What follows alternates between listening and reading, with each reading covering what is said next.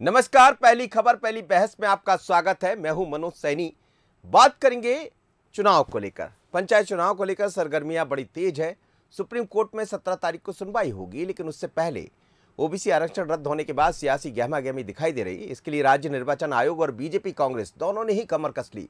निर्वाचन आयोग ने जून में चुनाव कराने की तैयारी कर ली है। वहीं सरकार की तरफ से दायर की गई संशोधित याचिका पर, जैसा हमने शुरुआत में कहा, 17 तारीख को सुनवाई होगी। मामले में आज शिवराज कैबिनेट की अनौपचारिक बैठक बुलाई गई। शाम 7 बजे सीएम हाउस में यह बैठक होगी, जिसमें स्थानीय चुनावों में ओबीसी को आरक्षण दिलाने के लिए रणनीति बनेगी। साथ ही एससी में लगाए गए मॉडिफिकेशन के विभिन्न पहलुओं पर चर्चा होगी। शिवराज ने सभी मंत्रियों को बैठक में मौजूद रहने के निर्देश दिए हैं। इससे पहले सीएम शिवराज पूर्व मेयरों के साथ चुनाव को लेकर रणनीति बनाएंगे। चर्चा ये भी है कि थोड़ी देर बाद भारतीय जनता पार्टी के साथ भी बैठक होगी। इधर कांग्रेस इस मामले में आक्रामक नजर आ रही। ग्वालियर में कांग्रेस ने ओबीसी महासभा के 21 मई को होने वाले बंद का समर्थन किया है। शहर जिला कांग्रेस कमेटी के अध्यक्ष डॉक्टर देवेंद्र शर्मा ने कहा है कि कांग्रेस की नीयत साफ है। कांग्रेस ने ही ओबीसी को 27% आरक्षण देने की पहल की थी, लेकिन मसला सुप्रीम कोर्ट में है। आखिर सुप्रीम कोर्ट में होगा क्या, नजर इस पर रहेगी। लेकिन जरा सुनते हैं मंत्री भूपेंद्र सिंह ने क्या कहा, और फिर वो भी सुनाएंगे कि जब आंदोलन होने जा रहा है ग्वालियर में तो कांग्रेस ने क्यों समर्थन दिया। सुनिएगा। जो 2 सप्ताह के लिए सुप्रीम कोर्ट ने कहा है वो संभव नहीं है, चूँकि अभी मध्य प्रदेश में 35 नई नगर पंचायतें बनी हैं। 28 हम लोगों ने जो पहले बनाई थी, जिनको कांग्रेस ने समाप्त कर दिया था, उसमें से 8 को रखा था, 20 को समाप्त कर दिया था।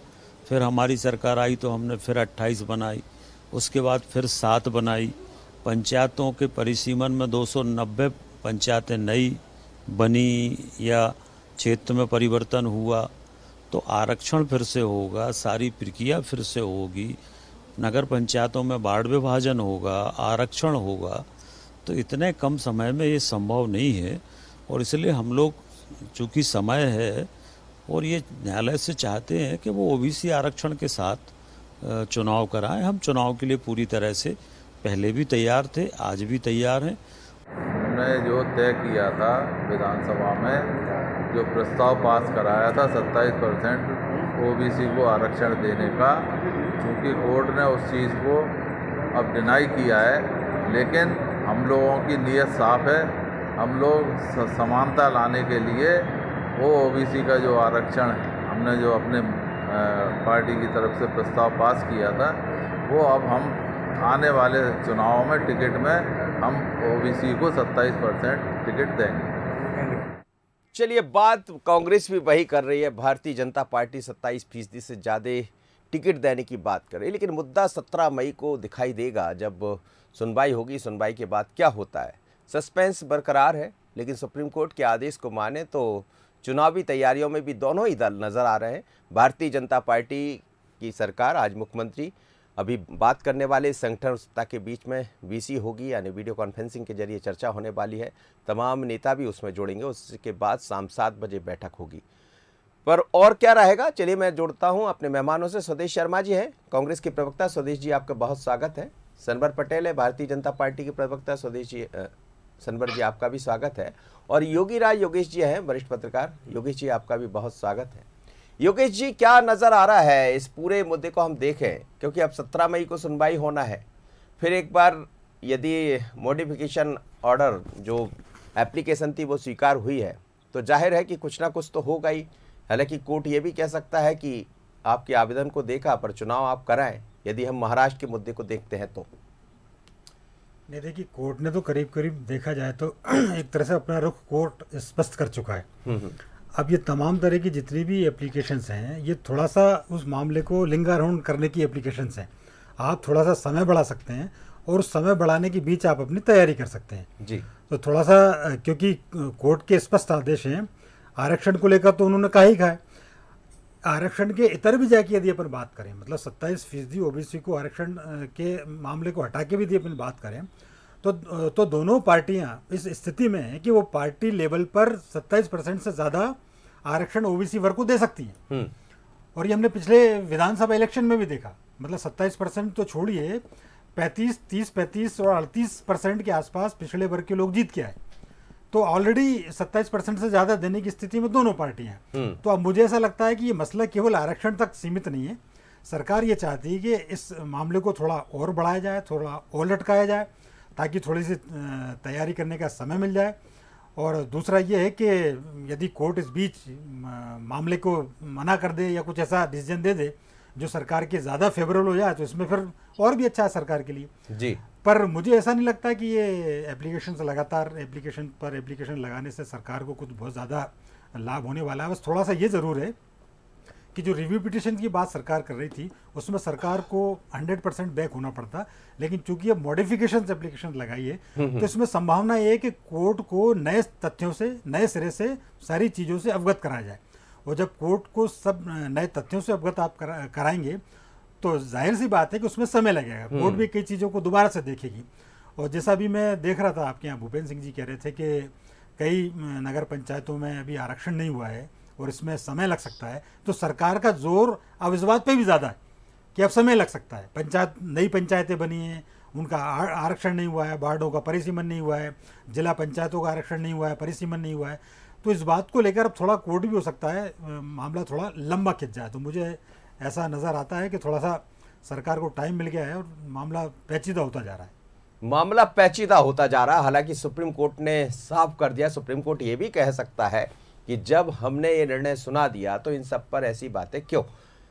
सनवर जी, आप वकील भी हैं और कानून के साथ साथ तमाम तरह की चीज़ें भी समझ रहे हैं। आपकी सरकार, आपकी पार्टी, एक तरफ आप ये कह रहे हैं कि 27% से ज़्यादा हम वैसे ही टिकट दे देंगे यदि आरक्षण नहीं भी होता है तो।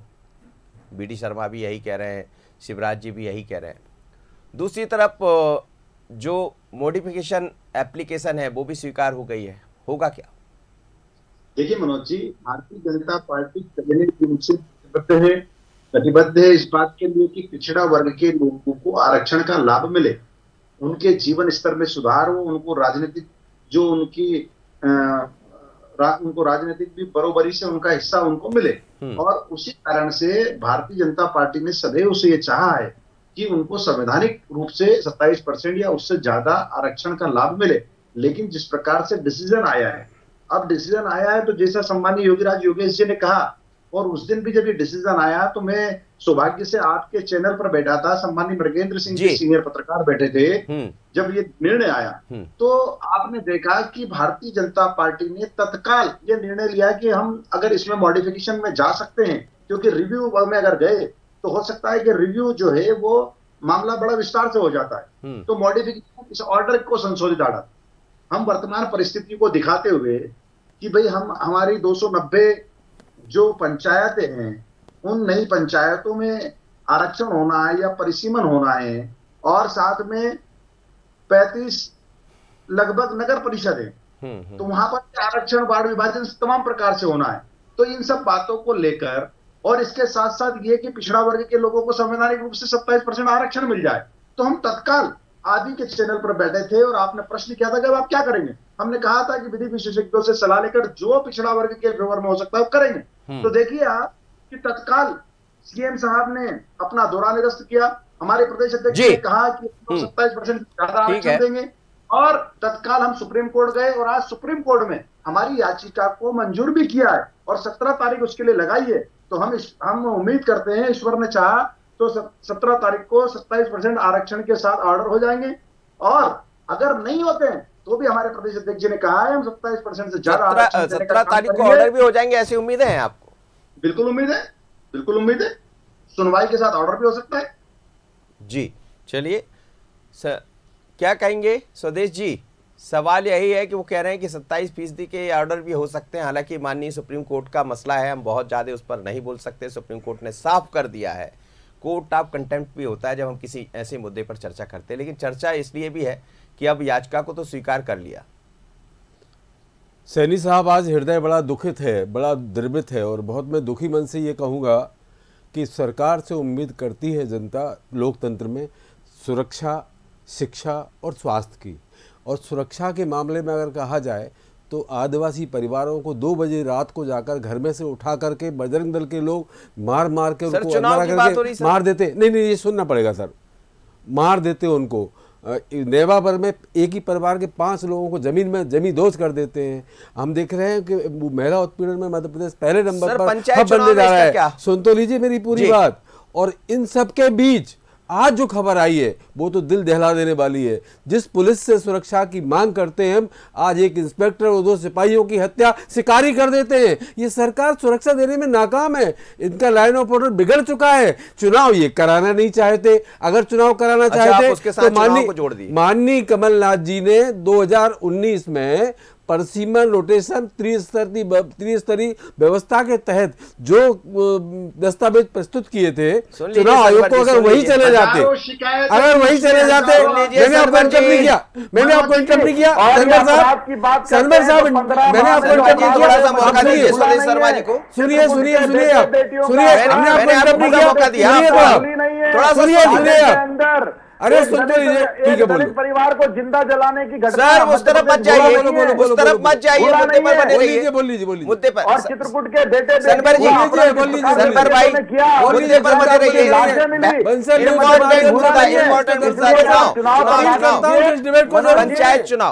पंचायत चुनाव दूर तक जाएगी। नैना सहानी से सर मत जाइए ना, अब कोई नहीं करेगा पंचायत का चुनाव। सर गांव में चुनाव होना है, नगर निगम में चुनाव होना है, इससे क्या माफी मांग ली थी सर, फांसी के डर के मारे, डर के मारे चला दिया था सागर में आप देशद्रोही हो और आप अंग्रेजों से डरते रहे हो, अंग्रेजों से मिलने रहे।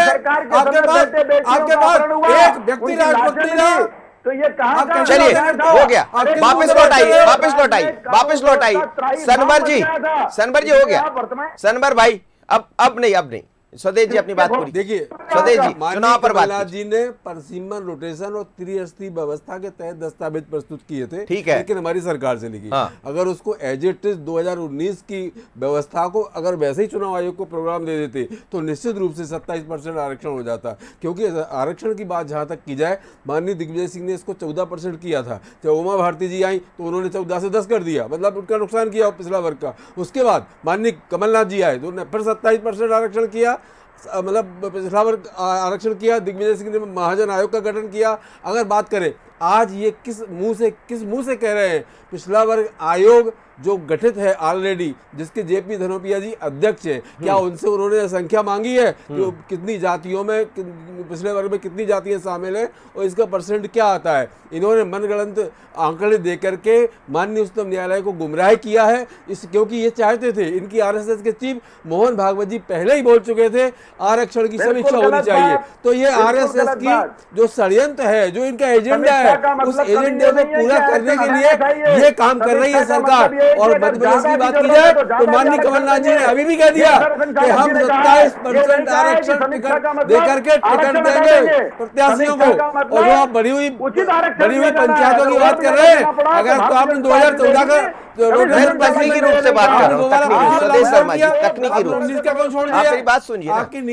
मुद्दा सुप्रीम कोर्ट का है 17 देखिए, अगर एक मिनट सनवर जी नहीं था जवाब लेने दीजिए। 2019 का रोटेशन परसीमन लागू क्यों नहीं किया? 2014 का क्यों किया? चुनाव आयोग को गलत प्रोग्राम क्यों दिया?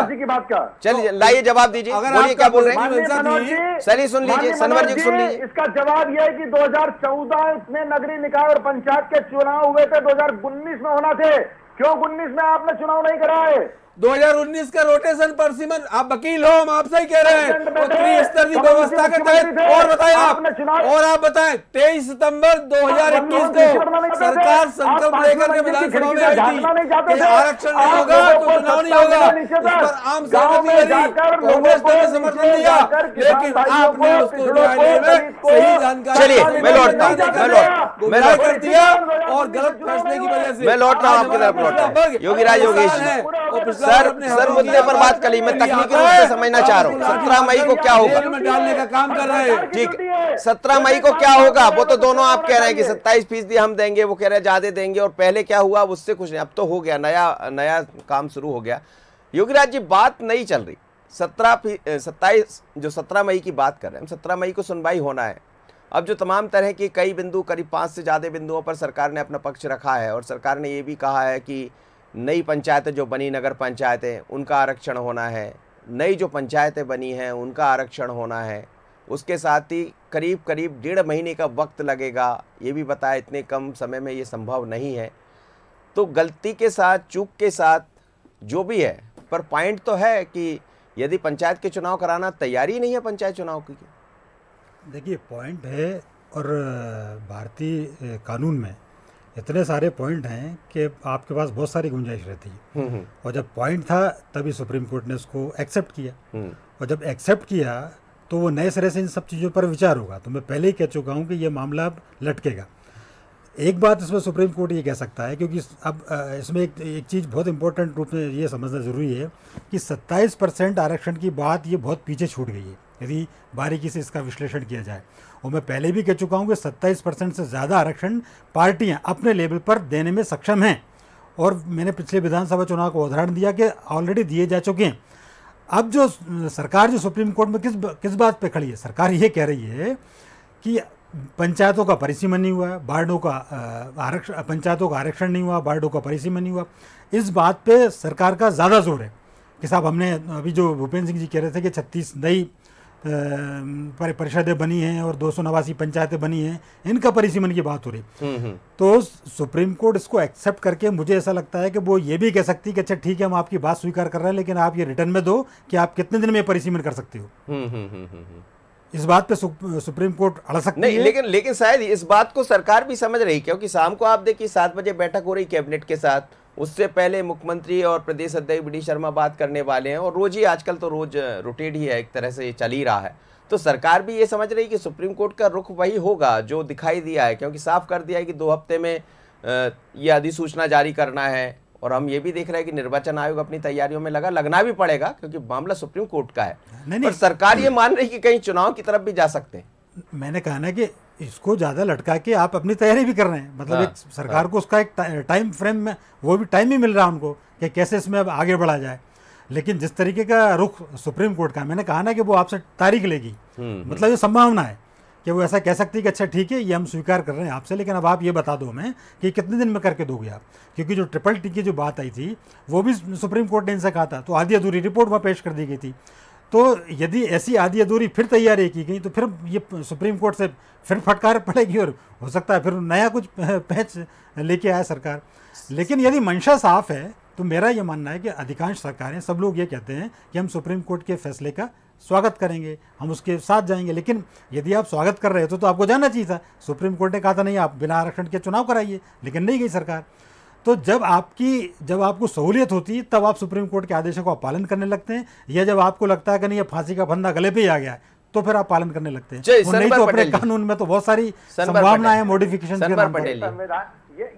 ये हमको कानून अधिकार देता है, सम्माननीय मैं योगी जी को बताना चाहता हूं। मैं पहले कह चुका हूं कि अपने कानून में इतने सारे पोल्स हैं कि आप उनका यूज कर सकते हैं। तो पिछड़ा वर्ग के लोगों को अधिकार दिलवाने के लिए पार्टी लड़ेगी, और लड़कर पिछड़ा वर्ग के लोगों को उनका अधिकार देने का काम भारतीय जनता पार्टी करेगी।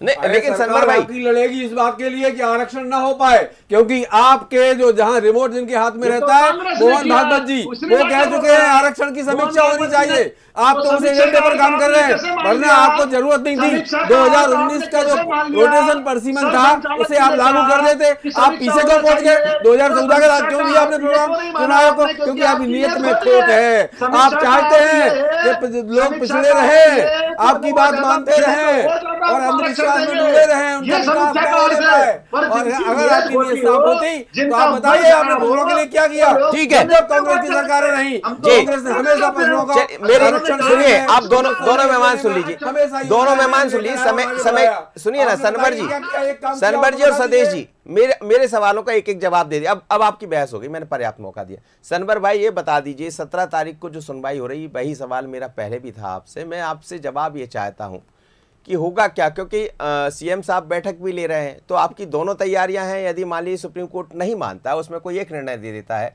तो आप चुनाव की तरफ बढ़ रहे हैं, तैयारियां हो गई आप? निश्चित रूप से भारतीय जनता पार्टी सदैव चुनाव के लिए तैयार रहती है। चुनाव से वो भागते हैं जो चुनाव हारते हैं।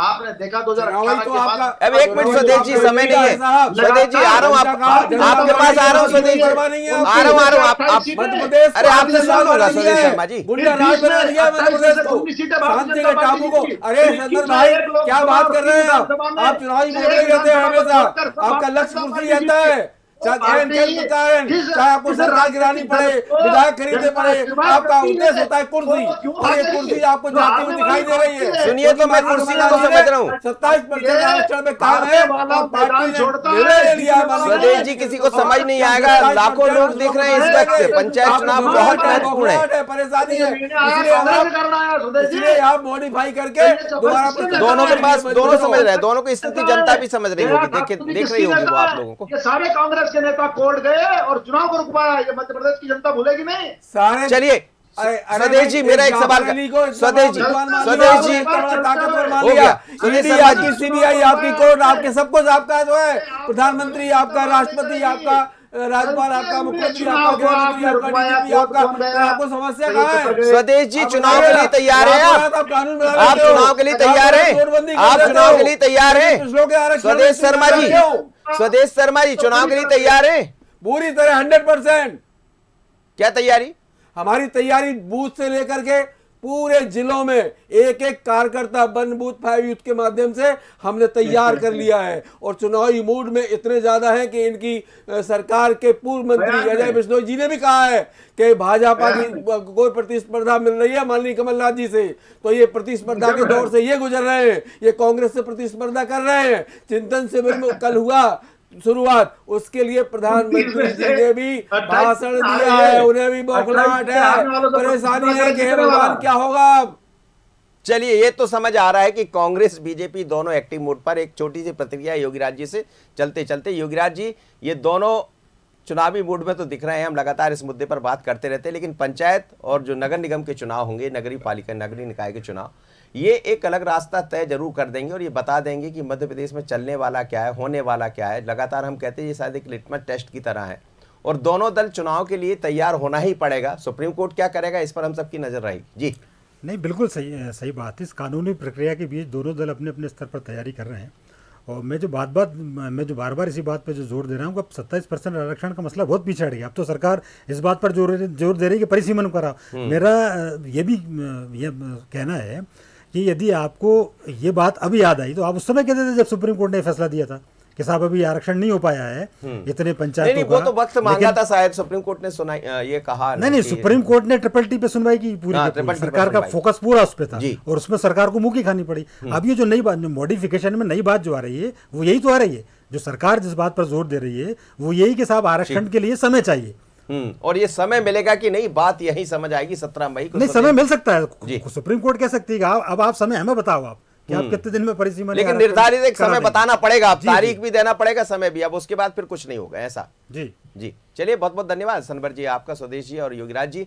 मध्य प्रदेश में पंचायत चुनाव को लेकर लगातार सरगर्मी तेज है। भारतीय जनता पार्टी कांग्रेस दोनों अपने अपने तरीके से लगी है, लेकिन नजरें 17 मई को जो भी निर्णय होगा उस पर रहेगी। इस बीच खबर यह है कि मुख्यमंत्री शिवराज सिंह चौहान चर्चा करने वाले अपने मंत्रियों के साथ शाम 7 बजे। उससे पहले संगठन और सत्ता के बीच में बैठक होने वाली। कमलनाथ जी अपने तरीके से लगे हुए हैं और ग्रामीण क्षेत्र में खासकर उनका निगाह है कि कैसे हम पंचायत चुनाव की तरफ आगे बढ़ें। यदि बढ़ना रहा तो निर्वाचन आयोग अपनी तैयारियों में लगा और हम भी इसी तैयारी में हैं कि आखिर क्या क्या होगा, क्योंकि बहुत सारी चीज़ें इसमें दिखाई दे रही है। निर्वाचन आयोग की तरफ भी नज़र है, बाकी चुनाव की तरफ भी नज़र है, राजनीतिक पार्टियों की तरफ भी नज़र है। पर आप अपनी नज़र बंसल न्यूज़ पर बनाए रखिएगा, क्योंकि पंचायत की कोई खबर आपको देखना है तो बंसल न्यूज़ देखिएगा। पहली खबर पहली बहस में इतना ही। मुझे दीजिए इजाज़त, बने रहिए बंसल न्यूज़ पर। नमस्कार।